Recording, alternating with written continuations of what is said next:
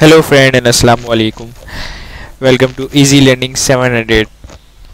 ये MGT 611 के lecture series है जिसके अंदर business and labour laws discuss कर रहे हैं। ये लेक्चर नंबर 5 है और इस लेक्चर के अंदर हम कॉन्ट्रैक्ट एक्ट 1872 इसकी डेफिनेशन और स्कोप के बारे में पढ़ेंगे। तो स्टार्ट करते हैं आज के लेक्चर को। General concept of law and law of contract, ये पिछले लेक्चर का ही रिवीजन है जिसके अंदर पिछले लेक्चर के अंदर मैंने डिस्कस किया था कि व्हाट इज़ लॉ है, क्लासिफिकेशन ऑफ लॉ है, जूरिस्प्रूडेंस है और सोर्स ऑफ लॉ के लॉ की सोर्स क्या होती है और कॉन्ट्रैक्ट एक्ट के बारे में उसमें बताया गया था और why the adopt by Pakistan और फिर acceptability of the contract take place of agreement performance और trade usage और negotiable instrument general laws and special laws, ये पिछले लेक्चर के अंदर हम डिस्कस कर चुके हैं। और ये भी basic principle of contract, intention of the party to a contract, ठीक है, और लैंग्वेज ये हम पिछली वीडियो में डिस्कस कर चुके हैं। आज हम डिस्कस करेंगे डेफिनेशन यानी कि कॉन्ट्रैक्ट की डेफिनेशन। अच्छा, एक चीज़ मैं आपको बता दूं, ये जो सेक्शन 2H लिखा हुआ है यानी मतलब ये सेक्शन है, यानी मतलब ये डायरेक्ट कॉन्ट्रैक्ट एक्ट से लिया गया है, इसलिए यहाँ पे लिखा हुआ 2H। तो डिस्कस स्टार्ट करते हैं कि कॉन्ट्रैक्ट क्या है। एन एग्रीमेंट इन्फोर्सेबल बाय और at law is a contract, यानी मतलब वो मुआहदा जो लॉ के ज़रिए इन्फोर्स यानी कि लागू किया जा सकता है वो कॉन्ट्रैक्ट है। एग्रीमेंट क्या है? एवरी प्रॉमिस और every set of promises formatting the consideration for each other party in a agreement, यानी क्या मतलब एक प्रॉमिस है या सेट ऑफ प्रॉमिस यानी एक से ज़्यादा promise for forming consideration for each other party in an agreement. Consideration हम आगे डिस्कस करेंगे तो मैं आपको वहाँ पे एक्सप्लेन करूँगा। Promise, when the person to whom the proposal is made signify to assist their to the proposal is said to be accepted the proposal when the acceptance become the promise। क्या मतलब? यानी कि एक बंदे को proposal दिया गया और उस बंदे ने accept कर लिया तो अब वो promise यानी मतलब ए पार्टी ने बी पार्टी को proposal भेजा और बी पार्टी ने accept कर लिया, अब ये promise की शक्ल इख्तियार कर गया। प्रोमिजर और प्रोमिजी यानी मतलब वो प्रोमिजर वो होता है या person who make the promise, यानी मतलब जो प्रॉमिस करता है यानी जो देता है प्रॉमिस और कि आप जैसे ऑफर दे रहा है वो, तो वो मेकिंग द प्रॉमिस यानी कि मतलब जो, और फिर उसके जो प्रॉमिजी जो होता है वो एक्सेप्टिंग यानी जो दूसरा बंदा सामने वाली पार्टी है वो एक्सेप्ट करती है उस प्रॉमिस को, तो वो प्रॉमिजी होती है जो प्रपोजल एक्सेप्ट करती है। यानी एक बंदा जो है वो प्रपोजल देता है वो प्रॉमिजर है और जो प्रपोजल एक्सेप्ट करता है वो प्रॉमिजी है। हाँ, कंसिडरेशन, इसके अंदर हम यानी कि कंसिडरेशन के बारे में जानेंगे। When a person when at the desire of the promiser, promisee or any other party to whom has done or abstain from doing thing or does or abstain from doing thing, the promiser to do or abstain from some doing something, such act or abstention is called consideration। मतलब क्या?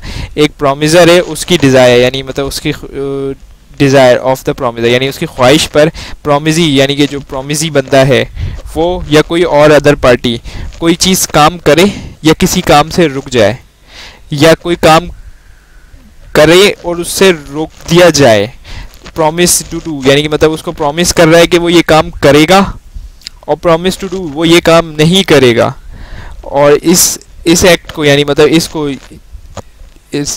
इसको क्या कहते हैं? हम consideration कहते हैं law के ज़माने में। अब इसके अंदर इसकी यानी मतलब मिसाल से समझते हैं कि यू सेल यानी आप है जो कार बेच रहे हैं किसको?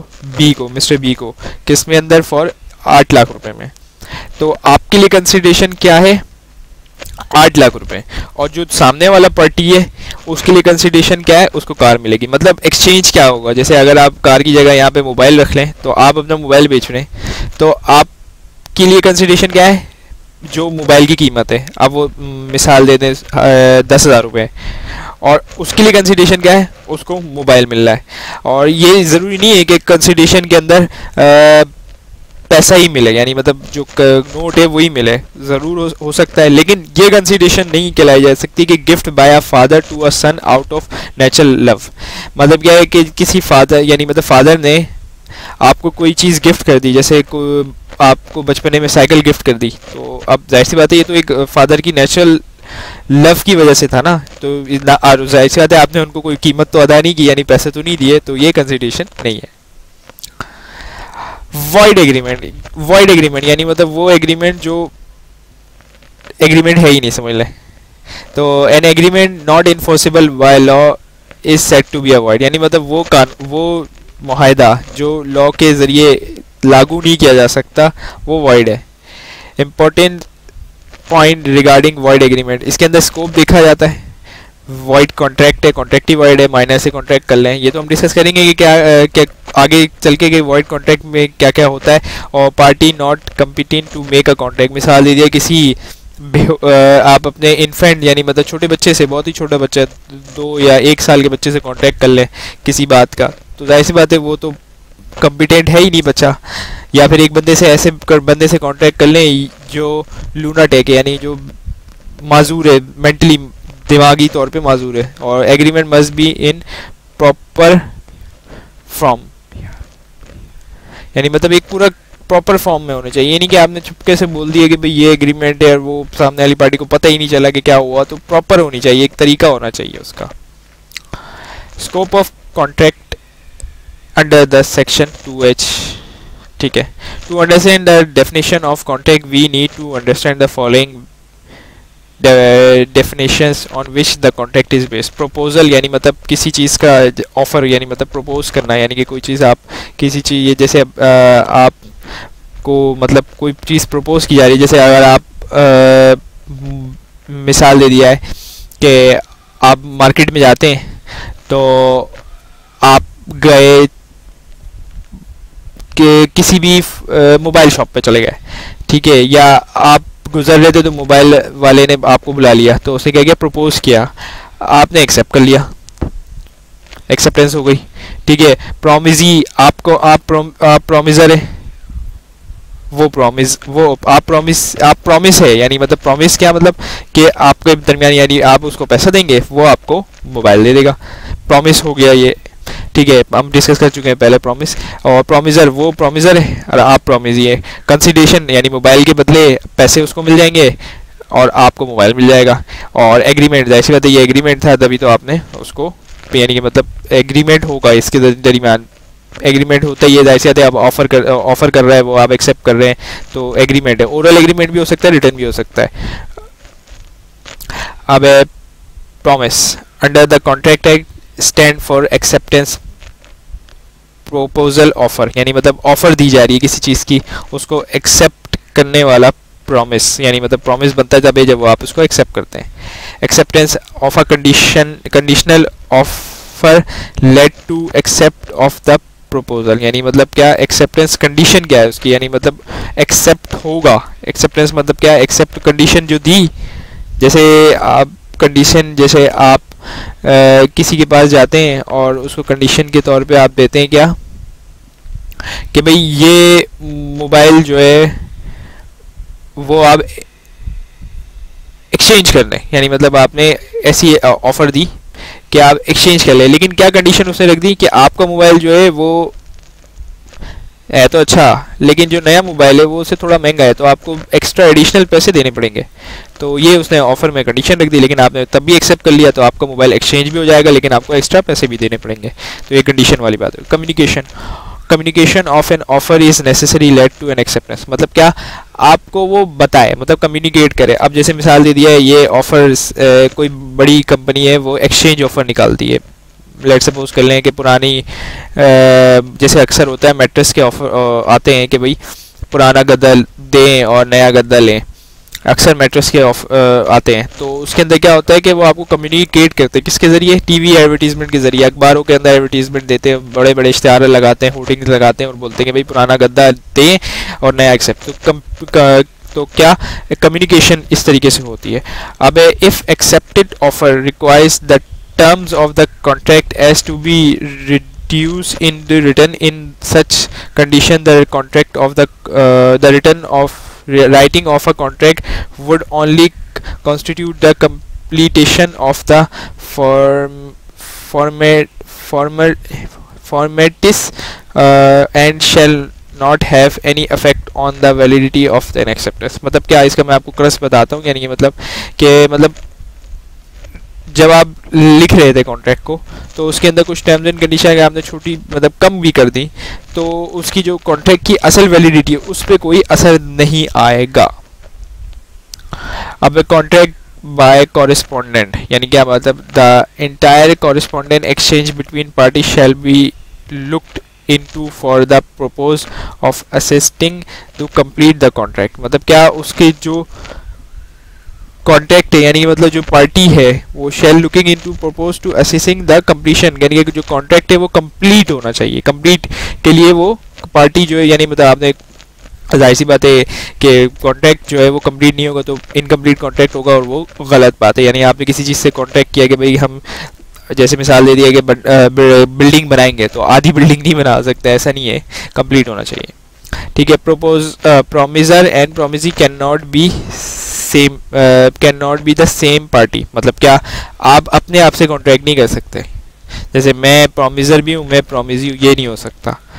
अ person can not be under liable to himself, यानी मतलब आप अपने आप को ऑब्लिगेट किसी चीज़ के लिए नहीं कह सकते. सॉरी, ऑब्लिगेट लिखा हुआ है, ऑब्लिगेशन यानी कि मतलब किसी चीज़ की खुद से अपने आप को ऑब्लिगेट नहीं कर सकते.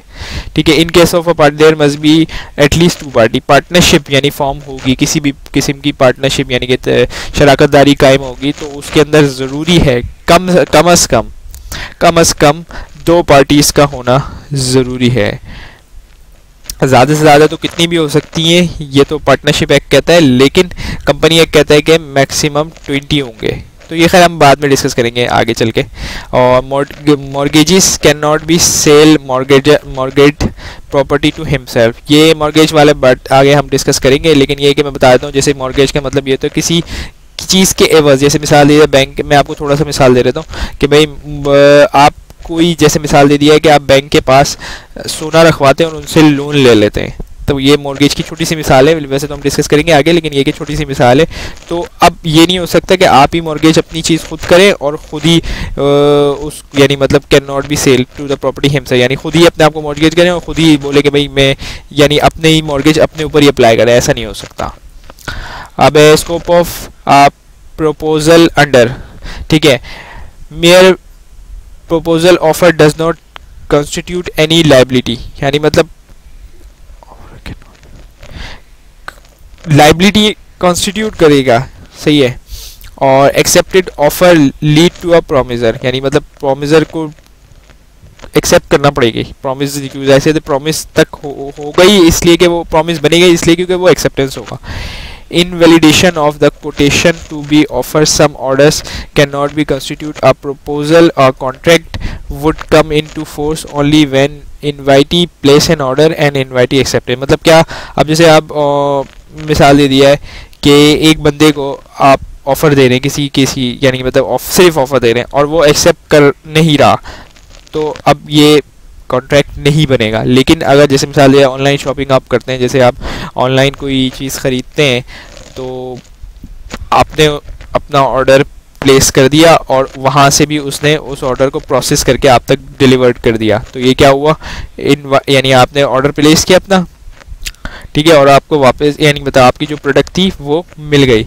इसके अंदर इनवाइटी यानी मतलब आपने इनवाइट किया और इनवाइटर यानी वो जो बंदा था वो इनवाइट कर रहा था कि भाई आओ हमारे पास ऑर्डर प्लेस करो, और आपने आगे उसको प्लेस कर दिया ऑर्डर. तो अब ये दोनों तरफ से ऑर्डर्स यानी मतलब आपने ऑर्डर दिया और उन्होंने एक्सेप्ट किया, तो अब आपने यानी मतलब वो ऑफ़र दे रहे थे ऑनलाइन बैठ के और आपने एक्सेप्ट करा, तो अब ये कॉन्ट्रैक्ट बन गया. Bid made at a time of auction are just force and contract would be come in force only where the bidder. मतलब ऑक्शन बिडिंग, मतलब ऑक्शन अक्सर आपने सुना होगा कि इस फला मकान की जो है वो ऑक्शन हो रही है, फला मकान की बोली लग रही है, तो अब बिडर जैसे मिसाल दे दिए बिडिंग हो रही है, आप वहाँ चले गए और उसने बोला कि भाई इसकी जो मकान है उसकी जो कीमत है वो है 1 करोड़ रुपए.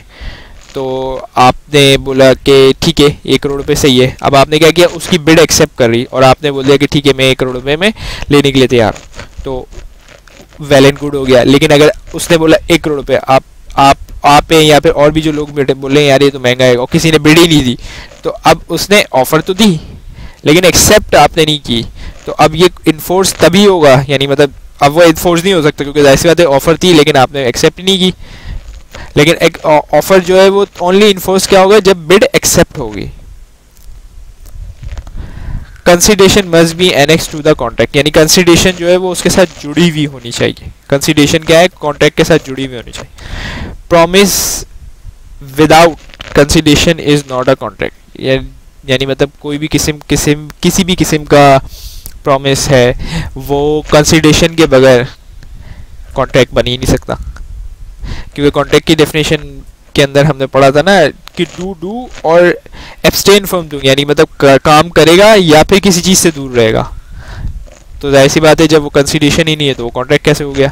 और consideration need not to be to the benefits of the promise, यानी मतलब ये नहीं कि नॉट टू बी यानी कि मतलब सिर्फ उसके बेनिफिट्स के लिए नहीं है, ऐसा नहीं है, ऐसा कि सिर्फ उसके बेनिफिट के लिए नहीं है। Third party can also be intended consideration, third party भी इंटेंडेड कंसिडरेशन हो सकती है। Essential of consideration should be good और वैलिड, यानी जाहिर सी बात है किसी वैलिड चीज़ के लिए कंसिडरेशन हो और सही हो, अच्छी चीज़ हो, कोई ये नहीं हो कि कोई बुरी चीज़ के लिए आप कंसिडरेशन वगैरह ले आते हैं, जैसे कि कोई इलीगल काम है, जैसे कि चोरी का सामान बेचना है, तो वो गलत बात होगी कि चोरी से आप लोग बोलेंगे भाई उसके बदले भी तो पैसा मिल रहा है और प्रोडक्ट उसको जा रही है, लेकिन ये काम ही गलत है क्योंकि चोरी का सामान है। Each contract must have some consideration, यानी मतलब कोई सा भी कॉन्ट्रैक्ट हो उसके अंदर कुछ ना कुछ तो कंसिडरेशन होनी ही चाहिए, ये नहीं हो कि कंसिडरेशन के बगैर ही चल रहे हैं। A consideration of one contract cannot be applied or subsequent or series of contract. Consideration one contract cannot be applied to a subsequent or series of contract. मतलब क्या, एक कंसिडरेशन यानी एक कॉन्ट्रैक्ट की एक कंसिडरेशन, ये सीक्वेंस ऑफ कॉन्ट्रैक्ट और series, यानी मतलब अब जैसे एक कॉन्ट्रैक्ट ख़त्म हो गया, जैसे घर बनाना था तो आपने जैसे इस घर जैसे एक 120 घर के पेमेंट करी और उस जो कॉन्ट्रैक्टर था उसने कॉन्ट्रैक्ट जो था घर था वो बना दिया, लेकिन अब आपने बोला नहीं भाई 180 गज के घर बना दो, तो अब वो जो कंसिडरेशन है वो सब्सिक्वेंट यानी मतलब उसके बाद वाले कॉन्ट्रैक्ट के लिए नहीं है, और सीरीज ऑफ कॉन्ट्रैक्ट अगर कोई सीरीज कॉन्ट्रैक्ट की चलती आ रही है उसके लिए भी नहीं है। Illegal consideration should not be valid, वही जो मैंने आपको बताया कि कोई ऐसी चीज़ जो गैर कानूनी है, पता ही है कि भाई गैर कानूनी है, तो वो कंसिडरेशन कंसिडर नहीं की जाएगी। उम्मीद है कि आपको आज का लेक्चर समझ में आया होगा। अगर कोई भी कन्फ्यूजन है तो नीचे कमेंट बॉक्स में मेंशन करें, इस वीडियो को लाइक करें, इस चैनल को सब्सक्राइब करें और बेल आइकन को हिट करें। Thank you for watching this video.